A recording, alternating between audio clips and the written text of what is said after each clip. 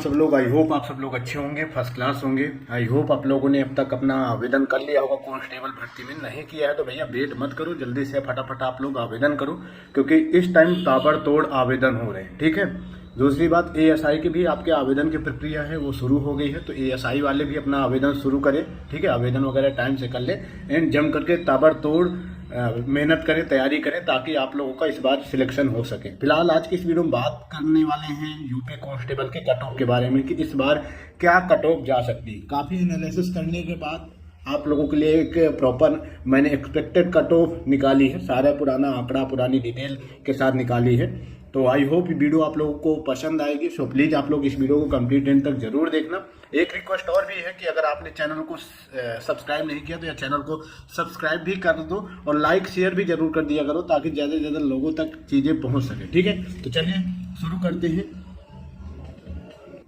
तो देखो भैया, सबसे पहले कुछ पुराना आंकड़ा देख लेते हैं, पुराने आंकड़े में क्या कैसे पहले कट ऑफ गई थे एंड उसके बाद फिर अभी नए के बारे में बात करेंगे। तो देखो 2018 में आपकी भर्ती आई थी, 41,520 पदों पर भर्ती आई थी।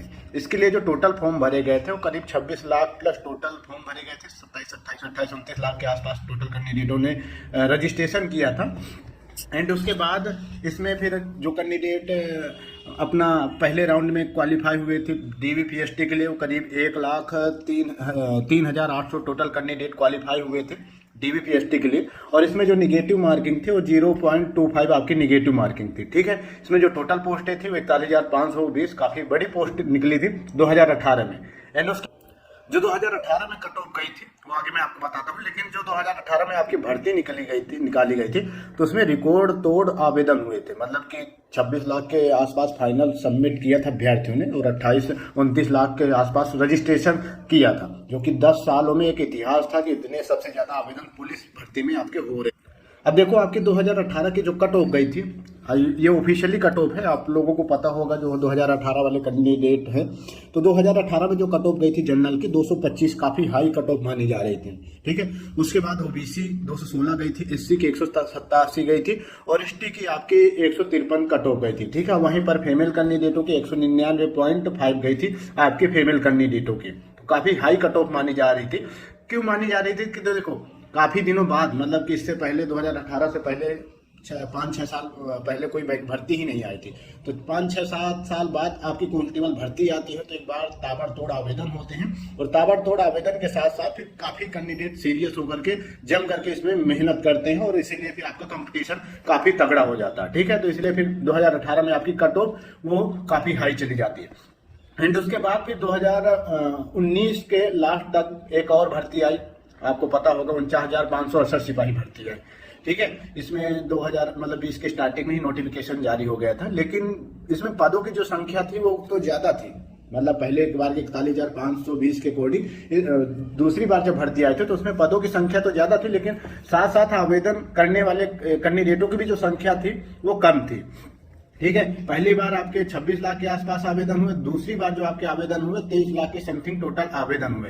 एंड उसके बाद फिर डीवीपीएसटी के लिए 1,23,921 कैंडिडेट आगे के लिए क्वालिफाई हुए थे। ठीक है, इसमें भी सेम चीज वही था कि 2.5 गुना कैंडिडेटों को डीवीपीएसटी के लिए बुलाया गया और जो निगेटिव मार्किंग थी वो 2.5 थी। तो सेम चीज इसमें भी थी, लेकिन इसकी जो कट ऑफ आई थी वो थोड़ा सा चौंकाने वाली कट ऑफ कि आपके पदों की संख्या ज्यादा है, फॉर्म की संख्या कम है और कट ऑफ आपकी मतलब काफी कम जाती है पहले बार के अकॉर्डिंग, 2018 के अकॉर्डिंग।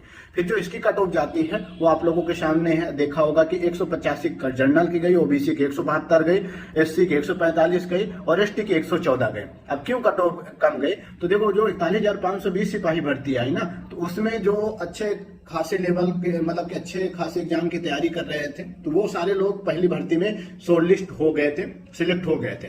फिर उसमें से कुछ जो बचे हुए थे फिर तुरंत बाद एक और भर्ती आ जाती है, उसमें फिर वो लोग आवेदन कर लेते हैं। तो फिर मतलब इसमें दूसरी वाली भर्ती में कंपटीशन कम हो जाता है, क्योंकि बैक टू बैक भर्ती आ जाती है और जो ज्यादा मेहनत करने वाले होते हैं, जो अदर एग्जाम या अदर कम्पिटेटिव एग्जाम की तैयारी करते हैं, वो पहली वाली में सिलेक्ट हो जाते हैं। तो फिर दूसरी वाले को थोड़ा सा आसान हो जाती है चीजें। ठीक है, अब मेन बात आप इस बार की बात करते हैं कि इस बार आपकी कट ऑफ कितनी जा सकती है। देखो काफी चीजें एनालिसिस करने के बाद 2-3 दिन हो गए इस पे मैं काम कर रहा हूँ एंड उसके बाद फिर मैं आप लोगों की चीजें सामने ला रहा हूँ, एक्सपेक्टेड कट ऑफ। कुछ लोग इससे सहमत भी होंगे और कुछ लोग सहमत नहीं भी होंगे।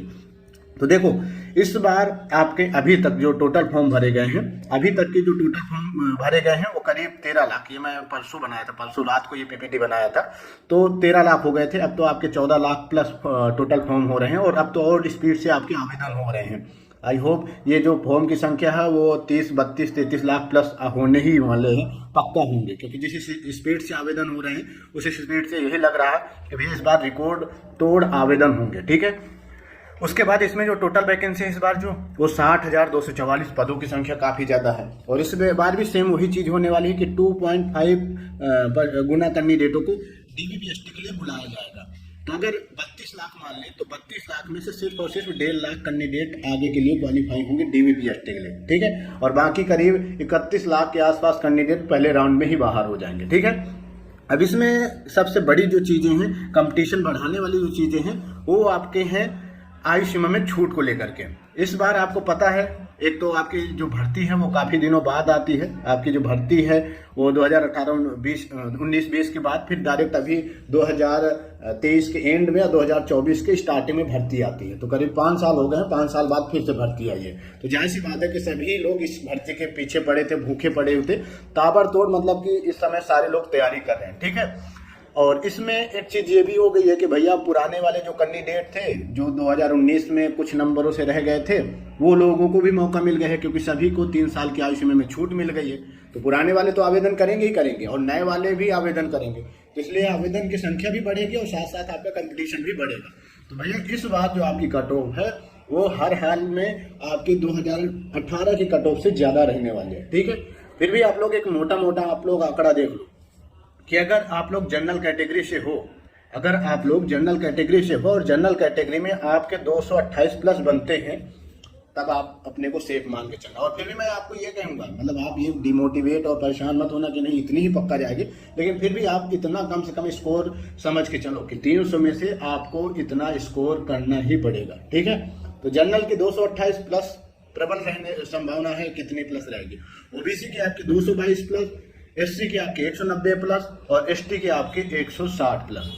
आप लोग अपने माइंड में ये चीज़, ये संख्या सेट कर लो कि मुझे इस बार 228 नहीं 250 प्लस करना है, 250 प्लस का स्कोर करना है। ठीक है, 250 प्लस अगर आप लोग सोच करके चलोगे तब ये आपका आसानी से हो जाएगा। ठीक है, तो इस बार आपका जायज़ सी बात है कि कट ऑफ हाई ही रहने वाली है, ज़्यादा ही रहने वाली है, क्योंकि भर्ती काफ़ी दिनों बाद आई है। और सबसे बड़ा पॉइंट ये है कि आयु सीमा में छूट सभी कैंडिडेटों को मिल गई है 3-3 साल की। ठीक है, अदर राज्य वाले कैंडिडेट भी इसमें ताबड़तोड़ आवेदन कर रहे हैं, तो अदर राज्य वाले कैंडिडेट भी आप लोगों को कंपटीशन बढ़ाएंगे, क्योंकि उनको भी छूट मिली गई है आयु सीमा में, जनरल में काउंट होंगे भले ही वो। ठीक है, तो इस बार इतनी आपकी कट ऑफ रहेगी और इसको अपने माइंड में सेट करके चलो कि भैया इस बार मेरे को इससे प्लस में स्कोर करना है। ठीक है, फीमेल की बात करें तो भैया फीमेल का भी सेम चीज वही है, उनको भी छूट मिली है, सारी चीजें मिली है।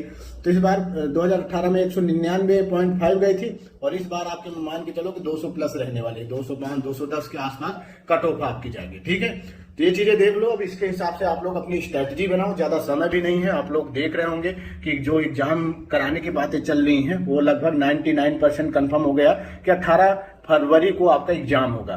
बस लास्ट टाइम में वेबसाइट वगैरह क्रैश ना हो। अगर वेबसाइट वगैरह क्रैश हो जाती है, आवेदन वगैरह में दिक्कत होती है, हो सकता है फिर आवेदन की जो डेट है वो आगे बढ़े, और जब आगे आवेदन की डेट बढ़ेगी तो फिर जाहिर सी बात है कि एग्जाम डेट भी आगे बढ़ सकती है। बाकी कोई चांसेस नहीं है कि ये चीजें हों। ठीक है, बाकी आप लोग ये भी माइंड में रख के चलो कि आपका 18 फरवरी को एग्जाम होना है और आपका स्कोर भी आपको 250 प्लस करना है।